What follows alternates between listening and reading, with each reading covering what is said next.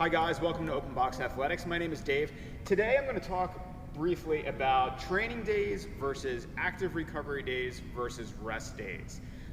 We have a lot of new faces in our gym and I'm happy to see you all, but one of the things that kind of comes with the territory of starting something new is that you get addicted to coming into the gym, you get addicted to the feeling of being around new people, having something exciting to do, and while we appreciate that, we want to make sure that you guys take care of your bodies in a meaningful way so you can continue to come back into the gym as many days a week as you want within reason, and I'll get to that in a second.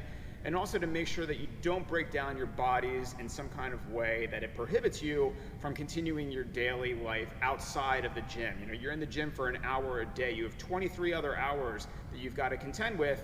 Some of that's sleep, which is fine, but the rest of your day, you need to be able to move your body in a meaningful way to support your daily activity. So first I'm going to talk about training days. Training, when you come into the gym, is typically going to be taking your class. So the goal of a training session should be to meet the stimulus of the class. So not only on a strength basis, but also on a conditioning basis. Be able to bring intensity. The intensity should come with ease in each training session that you're in the gym. It should be productive. Whatever your goals are, whether they're to increase your strength or increase your conditioning, each session that you come into the gym should be productive in the sense that it moves that ball forward. It should be consistent and repeatable efforts. Every single time you come into the gym, you should be able to have consistent intensity, and you should be able to repeat that intensity from day to day based on how often you're training. Things that it should not be. It should not be pushing through pain. If you are injured or you are incredibly sore, talk to us before you come in, talk to the coach when you get in. We may modify what you're doing that day. We may tell you to just have a technique day or cycle back your intensity completely and just move your body in some kind of meaningful way to support flushing out your muscles or to work through whatever injury you may have going on that day. Not showing up to show up. So this kind of goes hand in hand with rest days. One of the things that I was guilty of in my past is coming to CrossFit like 6-7 times a week. So you're basically just coming in to come in. You're doing a lot of volume for volume's sake. I'm going to touch on that in a second. And it's not productive. That's not productive. You don't bring intensity, and you're not moving your ball forward. So don't show up just to show up. Active recovery. The difference between an active recovery day and a training day is that your active recovery day is mostly going to focus on long, slow types of cardio. It could be a medium kind of intensity cardio, but typically what we like to see on active recovery days, you come in, you ride the bike, you row, you might go for a run. Basically, you're just moving your body to flush your muscles in some type of way so that when you come back into the gym the next day, your muscles are not necessarily completely cold, but you're ready to go, you're ready to get moving again. Could be yoga. Yoga is an excellent way, especially our Thursday yoga class, is an excellent way to have an active recovery day. It's more of a power yoga, more dynamic yoga than our Sunday yoga classes. If you can make it, that's a great active recovery day. It could be in or out of the gym. Come in, use our open gym hours, use the bikes that we have, use the rowers that we have, go for a run, go for a hike. All of those things, great active recovery days. It could be a class, and I've caveated this. If you're the type of person who walks in the door and you have to bring intensity and you have to, make it a competition every single time that you come in, don't take class as an active recovery day. If you're the type of person who can come in and recognize that you can dial it back and just work on technique or scale the workout so that it's not ultra intense, then maybe that's something that can work for you. I don't recommend it for everyone, but it could work if you can control your own temptations. Recharge the battery. That's kind of the focus of active recovery, is recharging your own battery so that when you come in the next day, you're ready to go. You haven't depleted completely from the prior training days, but you're kind of just recharging it a little bit so that when you come back in, you're ready to go again. You've got some left in the tank. Rest days.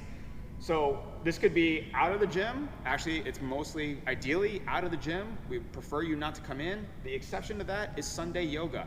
Sunday yoga, again, that's a more peaceful type of relaxing yoga class. It's a great rest day activity. It is definitely more of a recharger type of activity. Highly recommend it. They're full every week. You guys got to sign up for them ahead of time. 1 to 2 days a week. I'll get to that in a second when I talk about training splits. Rest day should be 1 to 2 days a week. That is the ideal amount of time that you should be completely shutting down and staying out of the gym, getting quiet, finding that peaceful type of relaxation so that you can completely recharge your battery for the next time you come in. Yoga, as I mentioned prior, Sunday yoga is great.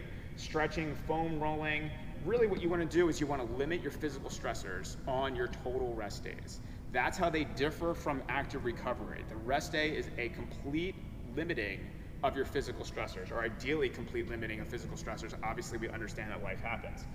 So some general considerations.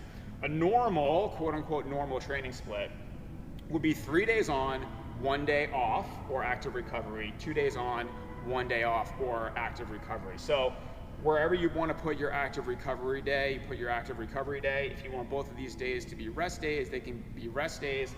Obviously 3 days on and 5 days a week in the gym only works for our unlimited members.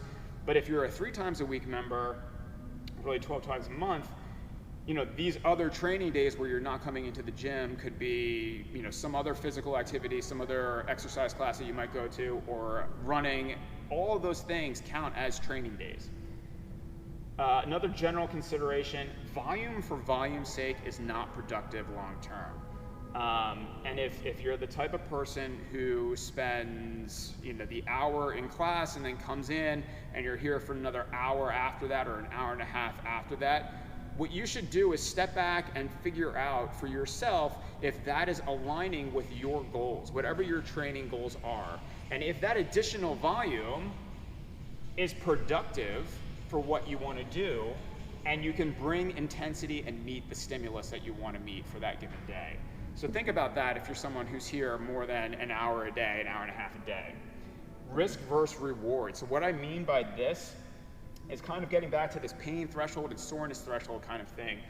We want you guys to think about, before you come in, how your body is feeling that day. Are you going to be able to go through a training session and meet the stimulus and be productive if you wake up and your quad is completely locked up because it's so sore from back squatting the day before? Think about those things. Come in and talk to us, and instead of just jumping right into a class without saying something, approach your coach. Tell them what's going on. Let us help you figure out the best way for you to move through class that day in a meaningful way so that you are able to move and continue on with your life outside of the gym. Again, you're only in here for an hour or so a day. There's 23 hours left in the day after that you have to contend with. We want you guys to be able to operate to the best of your physical capacity outside of the gym when you guys leave us. Some food considerations. I really only want to briefly touch on this, but there's some sense in the nutritional fitness community that on rest days you shouldn't eat as much as you do on a training day. What I would encourage you all to do is to eat just as much as you would on a training day.